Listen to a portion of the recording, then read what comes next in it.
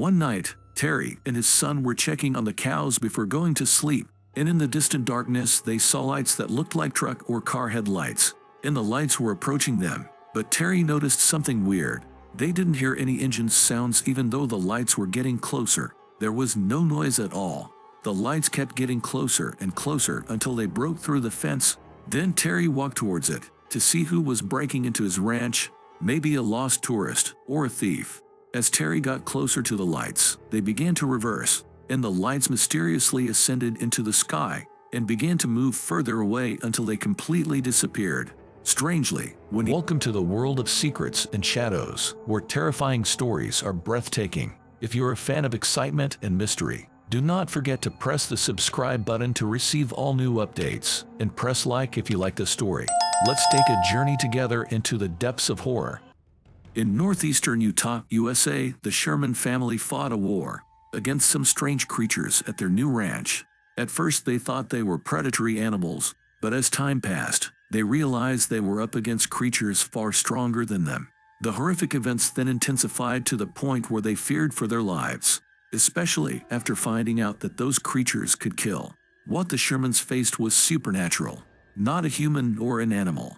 Some called that ranch the most mysterious place on the planet, while others believed that it was just a big hoax. However, it intrigued both doctors and scientists to try and figure it out, and the results were astonishing. What were those incidents that took place at that ranch, and what was its secret? I'm going to tell the story the way the ranch owner and the witnesses told it, and as usual, you can choose to believe it or not. At the end, I'm gonna present a couple of theories, and you can pick the most rational. Now let us begin with our story. In 1994, Terry was looking for a big affordable ranch, and the best he could find was the Skinwalker Ranch in Utah. The ranch was located near the woods in a secluded area, and its original owners were the elderly couple Kenneth and Edith Myers, who abandoned this ranch 7 years ago. Since it was abandoned, Terry noticed that it needed many repairs and restorations, but he didn't mind because it was being sold for a very low price. Considering its size, Terry agreed, but as he was signing the contract, he noticed a weird clause at the bottom of it. It stated that he wasn't allowed to dig anywhere at the ranch without the owner's permission, and that clause was crucial to seal the deal. How strange. Understandably, Terry was confused. Why did he need permission to dig or plant anything? If that ranch was going to be his, and he was buying it with his own money. But Terry disregarded that clause and signed a contract. No one would know whether he dug or not. Anyway, the purchase was complete. Then Terry took over the ranch and the family started moving their stuff. They were excited to have all that space for themselves and their animals, as well as the house and the ranch. And their excitement had blinded them to the strange things going on around the house. When they entered the house, the windows were all screwed shut. The outer doors, as well as the internal doors between the rooms, were chained. Some real strange things they didn't pay attention to. They also found out that the previous owners had huge guard dogs. As a part of the family, you might wonder why, but they were too excited. But Terry assumed that the previous owner was overly worried about his properties. On the moving day, Terry asked his relatives to help him, and while they were unloading the truck, they noticed a giant wolf-like figure walking among the trees moving towards them. But that didn't scare them, because they always used weapons to protect the cattle from predators. So it was nothing scary or new. They were used to that. They observed the wolf walking quietly, and based on their experience, they assumed it was peaceful, until it started approaching their animals and attacked one of their cows. That alerted them, so Terry immediately picked up his rifle and shot it repeatedly. But the wolf was not affected at all, as if Terry was throwing pebbles, not bullets. They were perplexed. At that moment, Terry noticed the wolf's unnaturally enormous size, so he continued shooting, but it was in vain. Then the wolf quietly walked away and disappeared in the woods. Everyone was witnessing the incident in shock. Then, all of a sudden, the air was filled with a strange chemical odor, and it was most likely coming from the wolf, which was definitely not normal. So, Terry and his son took their weapons and tracked the wolf, in order to get rid of it, because it was gonna hurt them for sure. They tracked its visible footprints, and strangely they didn't see any blood stains, even though Terry had shot it earlier. After a while of tracking, the footprints mysteriously vanished. They stood there looking around, and they had no choice but to go back and ignore what had happened. Anyway, that day ended peacefully, and no one in the family was hurt. The next day, and when Gwen was checking on the animals, she saw that huge wolf again, roaming around the area with another dog-like creature. But that time they walked away quietly and disappeared. The next day, she saw it again, but that time it was with a pack of wolves. The mother was terrified and called the Forest Service to ask for help. But their reply was very strange. They comforted her and assured her that she saw only pet dogs, and they couldn't be wolves, because the last time wolves were spotted in that area was in the 1920s, over 70 years ago. The mother was shocked and hung up the phone.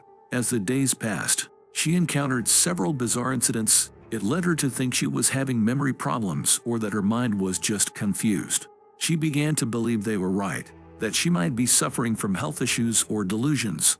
Maybe what she saw were dogs indeed, but she mistook them for wolves. For that reason, she didn't tell her husband about the unusual things she encountered, which we're going to get back to later. She decided to keep those strange incidents for herself, but she didn't know that Terry was experiencing similar events. Things were more than just delusions, because two people can have the same hallucinations. One day, Terry was digging up to build a new fence, ignoring the contract clause he signed with the original owner. He was using a manual digging tool, like the one you are seeing right now. After putting some posts, he felt tired and decided to take a break, so he left the tool where he last dug and went inside to have dinner. When he returned outside again, he couldn't find the tool, so he went back inside and asked his wife and kids if they had seen it, but they all denied and said they hadn't even gone out. Keep in mind, they were living in an isolated area without any neighbors. The ranch was in the middle of the woods. They looked for the tool everywhere, but it was nowhere to be found. A week later, while Terry was walking around the ranch, he saw it hanging from a tree, far away from where he was digging. The tool, as you can see, was very heavy, weighing almost 30 kilograms. Who put it on top of the tree? None of the family members could do that. Terry went inside, knowing that he wouldn't find any rational explanation to what happened. When he told his wife, she decided to also tell him what was happening to her, which she had kept a secret, thinking they were only hallucinations. The wife said, "The first week we moved to the ranch, I bought some groceries, and when I arrived home, I took them out of the bag and put them on a table. Then I left the room, and when I came back I found the groceries inside the bag. Even though I was 100% sure, I took them out of the bag and put them on a table." She said that she sat there for almost 15 minutes thinking about what just happened.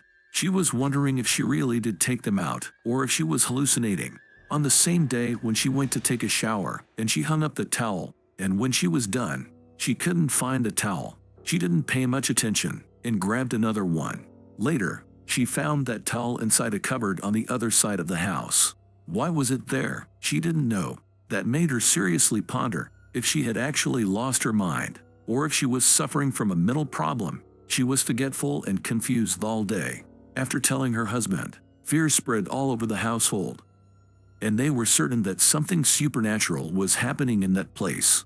They were isolated and no one could reach them. Who was responsible for those incidents?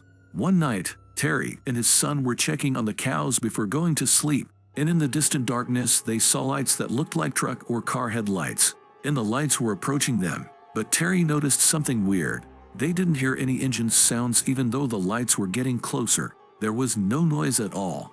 The lights kept getting closer and closer until they broke through the fence. Then Terry walked towards it to see who was breaking into his ranch, maybe a lost tourist or a thief. As Terry got closer to the lights, they began to reverse, and the lights mysteriously ascended into the sky and began to move further away until they completely disappeared. Strangely, when he checked the fence, it was in a good condition, not broken or damaged. Terry saw those lights multiple times after that, but he couldn't identify their source. The events got even more bizarre, especially the day when one of his cows disappeared. Terry went out to look for that lost cow, and his instincts were leading him to one particular place, where he saw the huge wolf.